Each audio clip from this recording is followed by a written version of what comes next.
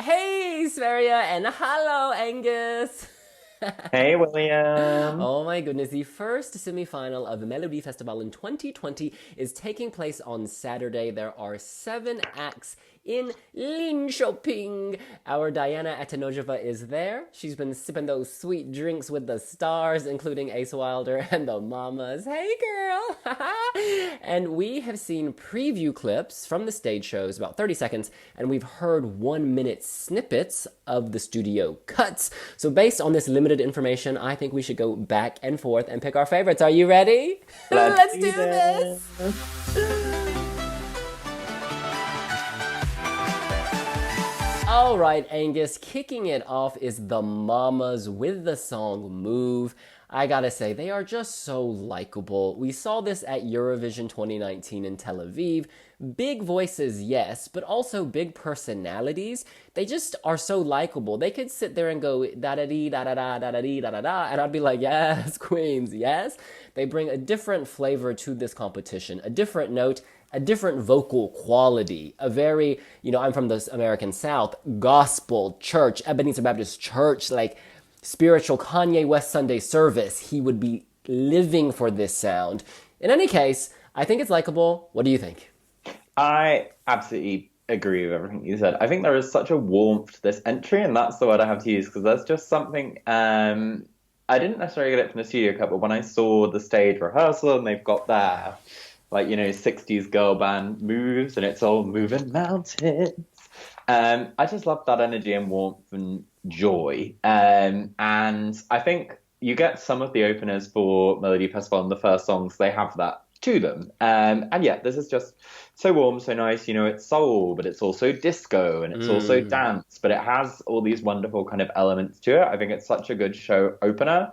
And a really strong song for them, because I think the natural assumption would have been that if just done Too Late for Love 2.0, and actually they've gone in a different direction.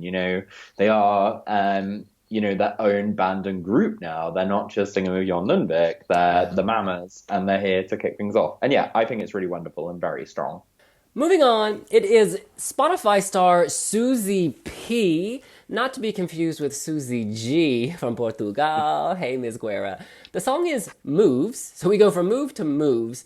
I've got to say, I like the opening bars in the sense they sound like they're from the Near Orient, like the Near East, kind of different flavor, but then it becomes a sort of, I don't know, try hard hip hop mess. It doesn't do anything for me.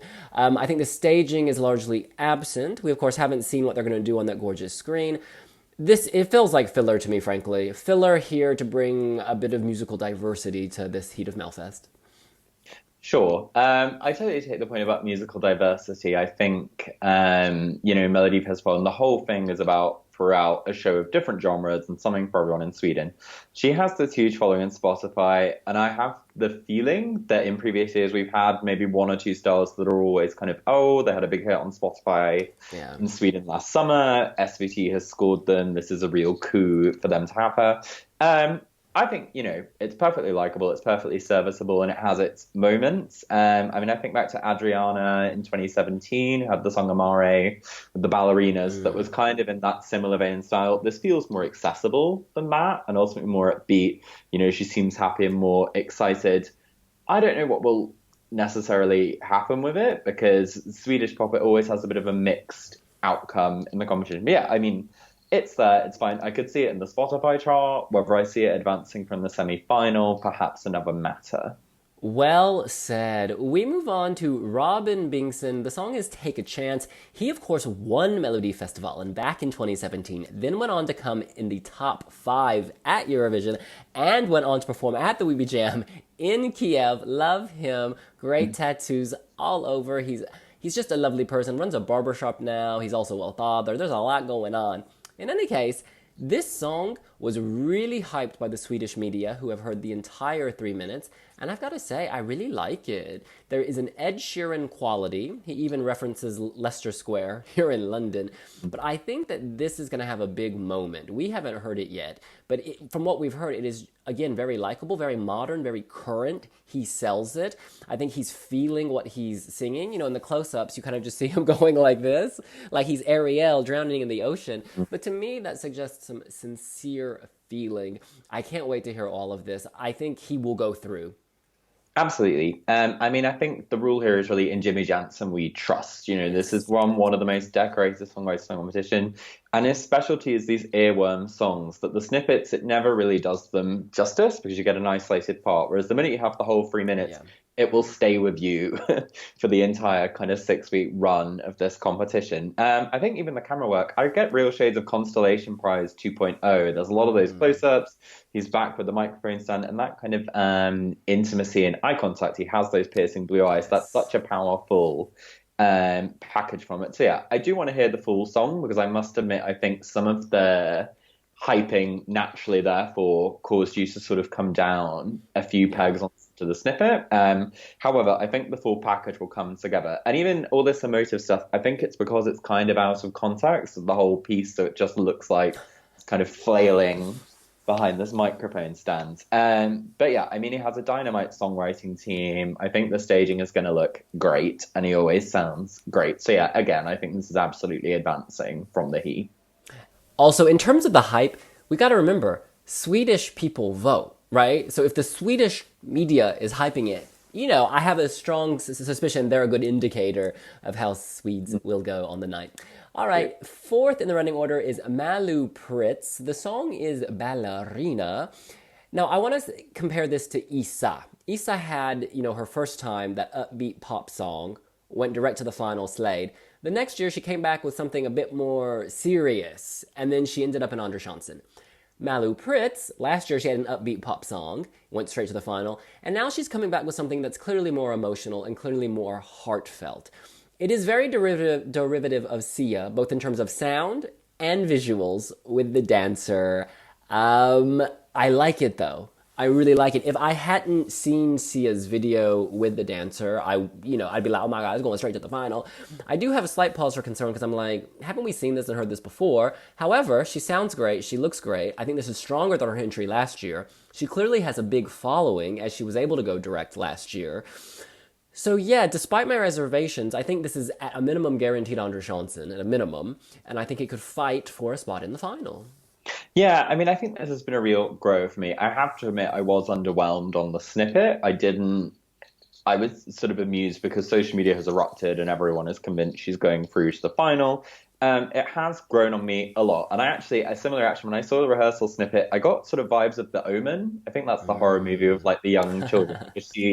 I think, you know, if the stage directions kind of look intensely into the camera, it can be a little bit too much. And sort of with the backing dancers, this can sometimes seem a bit incongruous if you don't necessarily have a narrative or know what's going on. It's just as another person in very close proximity to them. However, it's growing on me a lot.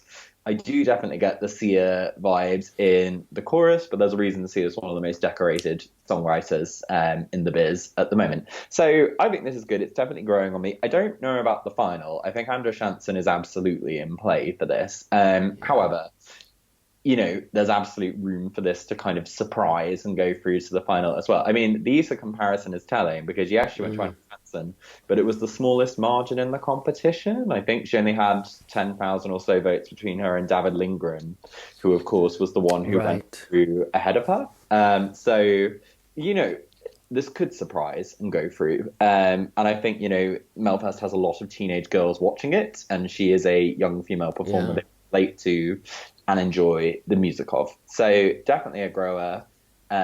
Need more context on staging, as looks a bit odd at the moment. I'd even argue that she has the most emotional song in this, despite the fact she doesn't have the word emotions in the title. And despite the fact she's not singing a Sonya Alden ballad, I think that hers seems the most sincere. It doesn't seem like ballad by numbers. It's like, I'm a young girl and let me show you my heart. All right, moving on to Ovo Over Inga problem, no problem. I got boku the problem. I just don't like this. It just doesn't seem. Maybe they are good singers live, but it's not coming across in the snippet. It just seems a little awkward, and it doesn't seem. I don't know. It doesn't seem thrusting. It doesn't seem powerful. It just seems they are having fun, so that's an attribute. But yeah, this just isn't working for me. Yeah, I mean, I think there's always sort of a party sound song. And I think if there is a surprise in the semi-final, it will be either this or Suzi P going through. I think one of them will go through, like one or the other. They wouldn't both happened to go through. To Andre Chanson. Yes, Oh, okay. yes. Sorry, not like not that leapfrog. But but there are like, there are people that vote for Samir and Victor's song. There are people that voted for Cuba Libre, a couple of years back by Moncho. There are people who voted for Panatage. There are these sort of party Swedish style songs that do perform well and do surprise. I think they're sincere. I think they're charming. There's a lot of charisma. Obviously, if you're not Swedish, the sort of values of the song are going to kind of lost on them. But yeah, this could surprise me, a good kind of fun party entry that will go through to Andrew Shanson. But yeah, certainly not, I would think, in the mix to go to the final. Next up, Sonya Alden, Sluta, aldrig.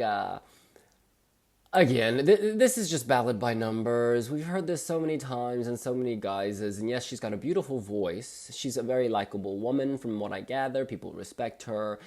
But I feel, doesn't she enter with this song every few years? I mean, it just feels so familiar. Even the staging. I'm done. Yeah, I mean, I think we say it each year in the semi-final one. It does feel like there is a tired-ass showgirl entrant. You had Charlotte Pirelli with Me Leave in 2017. Anna Book would have been in semi-final one in 2016 had she not entered a song from the Moldovan national final. And I do, Sonya Alden, this does feel a little bit like, I mean, really, I couldn't tell you the sonic difference between this and the song she entered in 2012. So, she's been doing the same gig for a while. She didn't get a fantastic result in 2012, staying in the semi-final. I would imagine that will be repeated, and this will be our 7th placer on the night. But, there's a new app voting system, so maybe the over 60s will turn out in force. That's true. Unlikely, but, miracles happen. So absolutely, never count a queen out. Yes. All right, closing this heat is Felix Sandman, Boys with Emotions. He was the bookies' favorite, I believe. Yes. Is he still? I don't know if he still is, but certainly he's in the mix. He is in that mix. He was also one of our readers' favorites, number 2 behind Mariette. There is a lot here in terms of hype, in terms of momentum. He came second his last time at Melodifestivalen. This, when I watched it, it felt like Benjamin Ingrosso's Eurovision song from Lisbon in terms of staging. It was like he was in his own world. It looked very sleek, but it didn't feel like it had a solid core. The song is Boys with Emotions, but he was kind of smiling in the rehearsal. Maybe that's deliberate. Maybe there's more coming. He's very likable and he can sing. The song to me is almost too polished. I know that sounds bizarre, but it's almost too polished so that it doesn't have a heart. But I really enjoy what I've seen, and I think this is either going direct to the final or to Andre Chanson. There's no way he's being eliminated. Was it Ali Ryan? Yes, Ali Ryan shared a pic online suggesting this copied her staging from the German national selection. Projection lights, of course, have been used for many years. But I do see her point because words were projected onto him. I like this. I'm positive about this. I think it's just the bar is so high for Felix Sandman because his last entry was so amazing and he did so well. I'm hoping this works out because I really like him. I really want to see him go through. So yeah, I'm hoping the other 2 minutes and the other 2 minutes 30 of the staging really wow and dazzle. I think because he goes last, it likely will. But yeah. Yeah. And well, who retweeted Ali Ryan's tweet? Miss Victoria. Save Me 2016. No, I absolutely love this. I think it's amazing. I do kind of take the point that there are staging elements we've seen before, but equally I think, if you want to go down a conspiracy kind of kleptomania trail of elements that have been staged in Eurovision before, you could spend, days, weeks, months picking out elements of them in there. Super modern, super chart-friendly sound. I think he just looked so cool because I liked the snippet.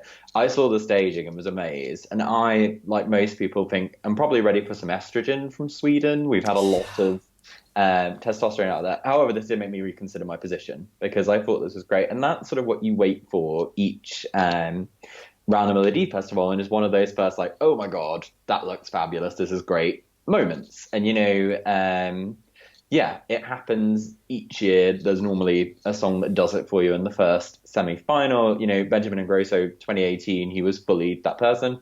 Yeah. I think this is really great and strong. I have no doubt this is going to the final. I don't think this is an Andrew Johnson gambit. I do think this is in a semi-final that otherwise I think is maybe a bit harder to predict. I think this is totally going through. But yeah, I mean, it looks like great staging concept. The words being projected is cool. It's even stuff, there's a bit in the clip that we've seen where he kind of sings the chorus, then he sort of twirls off. And then another artist that would look sort of, you know, geeky and ungainly and sort of awkward, yet somehow he makes it look cool, definitely, despite the fact he's ostensibly, you know, in a spin. So, yeah, I really like Boys with Emotions and think that's absolutely going to the final. Are you talking about the song? Or are you talking about Boys with Emotions in your real life? That's for me to know. And the Boys with Emotions to find out. Well, look, let's each go through, name our top 4 and how we think they'll do. My top 4 are Felix, Robin, Malu, and the Mamas. And I think that the Mamas are going to Andrew Johnson. I think Felix Sandman is going to the final. And then I'm going to say Robin Bengtsson will go to the final and Malu will barely miss out on the final and go to Andrew Johnson. Interesting. I actually matched you for my top 4. I would also have said the Mamas, Robin, Malu, and Felix. I think to spice things up, Felix is absolutely going to the final.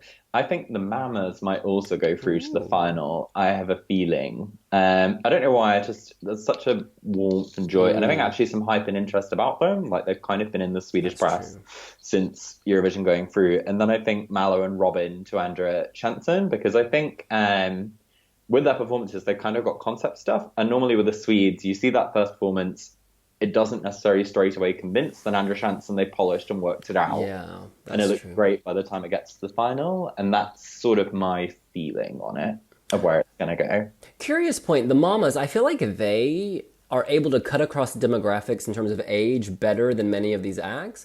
Yeah. I feel like Felix Sandman would definitely, and Malu would definitely get a younger audience, whereas the Mamas are able to get the younger audience, but also the older audience. There's something about them, I don't know what it is, maybe it's the warmth you talk about, that just seems a bit more universal. Yeah. It's really interesting. I can't wait to see what happens. It's looking good for Sweden. This is only semifinal 1. I don't think based on these clips, hear the Eurovision 2020 winner, but that's okay. No. And the head of delegation had promised, she said, we can win Eurovision in 2020, so clearly there are some good songs in this line. Honey. In any case, that's what we think. What do you think of the 7 songs in semi-final 1 of Melodifestivalen in 2020? Which are your automatic qualifiers going direct till final? Who's going to Andrew Johnson and who is going home? Let us know here on wiwibloggs. Make sure to subscribe to the channel, give us a like in the comments, let us know what you think, and hit that notification bell so you never miss another video from wiwibloggs. Don't miss it. We'll see you later. Bye. Bye.